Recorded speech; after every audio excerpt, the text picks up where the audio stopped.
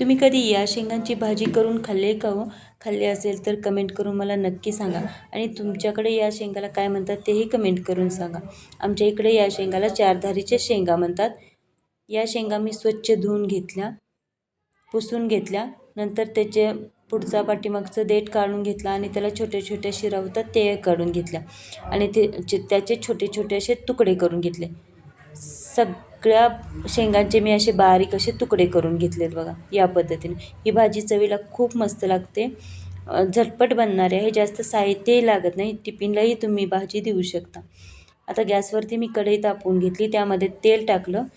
तेल तापल्यानंतर त्यामध्ये मी जिरे मोहरी टाकली आणि जिरे मोहरी तडतडल्यानंतर एक कांदा बारीक चिरून घेतलेला आहे तो टाकला. आता हा कांदा आपल्याला लालसर होईपर्यंत भाजून घ्यायचा. आपला कांदा लालसर झाल्यानंतर त्यामध्ये आपल्याला आपण चिरून घेतलेली शेंग टाकायची. आता ही शेंग आपल्याला तेलातच चांगली भाजून घ्यायची. तेलात भाजल्यामुळे ही शेंग चवीला खूप मस्त लागते. त्यामुळे जास्त वेळ अशी छान अशी तेलातच शेंग भाजून घ्यायची. आता शेंग भाजल्यानंतर त्यामध्ये चवीनुसार मीठ टाकायचं. मीठ मिक्स करून घ्यायचं चांगलं असं आणि त्याच्यावरती झाकण ठेवून बारीक गॅसवरती चांगली वाफ काढून घ्यायची. आपल्या भाजीला चांगली वाफ आलेली आहे. आता भाजी एकदा हलवून घेऊया आणि आता त्यामध्ये थोडीशी हळद आणि लाल मिरची पावडर टाकून घ्यायची.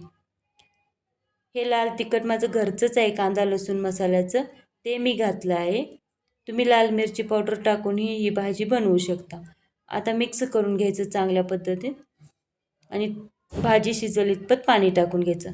पाणी जास्त टाकायचं नाही, भाजी शिजेल इतपत टाकायचं. ही भाजी आपल्याला सुकी बनवायची आहे, त्यामुळे पाणी कमी टाकायचं. त्याच्यावरती झाकण ठेवून चांगली भाजी शिजवून घ्यायची. आता झाकण काढून त्यामध्ये मी भाजलेले शेंगदाण्याचे 1 चमचा कूट टाकला आहे. तेही तुम्हाला आवडत असेल तर तुम्ही घालू शकता, नाही घातले तरी ही भाजी छान लागते. आता पाणी आटेपर्यंत ही भाजी शिजू द्यायची. ही भाजी चवीला खूप मस्त लागते. भाकरीसोबत, चपातीसोबत तुम्ही पण एकदा ही भाजी करून बघा आणि आवडली तर लाईक करा, शेअर करा, कमेंट करा आणि चॅनेलला सबस्क्राईब करा. नक्की एकदा ही भाजी करून बघा.